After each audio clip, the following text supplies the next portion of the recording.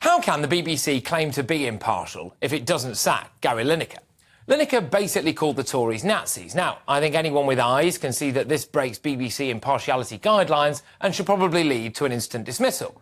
But Lineker claims that he's not an employee and is therefore not bound by those guidelines. Unfortunately for him, HMRC take a slightly different view. They think that Gary is an employee and want him to pay nearly £5 million in taxes that they say he owes. For that amount of money, Lineker could fund the nation's migrant hotels for nearly one whole day. Reading between the lines, I think Gary probably feels that people who want to stop illegal channel crossings are racist. And I, of course, have a lot of sympathy for Gary on this because, as we all know, he has suffered from horrific racist abuse himself.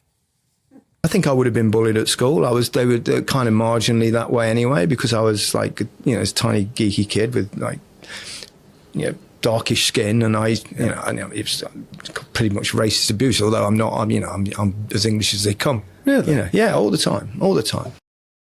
Oh, it makes you feel sick, doesn't it? In comparing the Tories' illegal immigration bill to 1930s Germany, Lineker has actually really offended the Jewish community. Now, I am not Jewish, so I'm going to let somebody who is make that point themselves. Here's the editor of the Jewish Chronicle, Jake Wallace-Simons.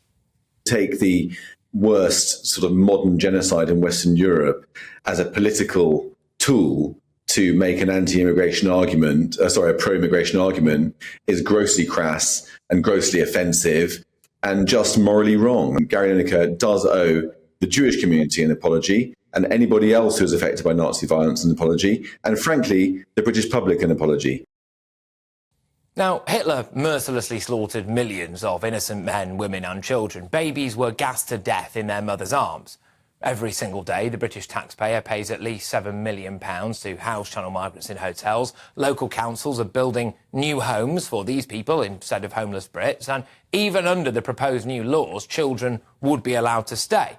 And we would continue to take a fixed number of refugees, as well, of course, as a huge amount of legal immigrants. And the irony for Gary Lineker is that since Brexit, big racist Britain is actually welcoming more people from Africa and the subcontinent than before. These people are not typically the most Aryan, and that's hardly something I think Adolf Hitler would have approved of in 1930s Germany. Gary Lineker has taken refugees into his own home, and he deserves massive credit for that, genuinely, because in that sense he is putting his money where his mouth is. But he does live in a fabulous mansion, and the people he took in were thoroughly vetted, and this is a big difference between Gary and the people of, say, Linton-on-Ouse, who were about to have hundreds of people dropped into their sleepy little village. And there is a world of difference between Gary having a thoroughly checked refugee in one of his many spare bedrooms and people being worried about living next door to a man who was deported because he raped a 12-year-old and is now in the Calais jungle trying to get back into Britain. It does not make you a Nazi if you want to stop that from happening. And the problem for me with Gary Lineker is that he picks and chooses his morals, in my view. He's already been reprimanded by the BBC for breaking their guidelines by highlighting the fact that the Tories have Russian donors. He took a very strong moral stance on that, despite the fact that it is, of course, this Tory government that's trying to stop Putin invading Ukraine. So, how can he sit behind a keyboard and basically call the government Nazis when just a few months ago he was shilling for a World Cup tournament staged by a murderous, despotic, fundamentalist Muslim regime, earning a reported £1.6 million, whilst presenting a show from a stadium that slaves quite possibly died whilst building?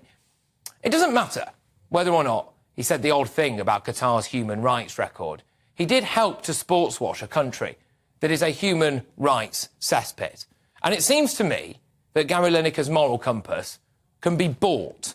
For enough money, it appears that Gary is happy to maybe look the other way.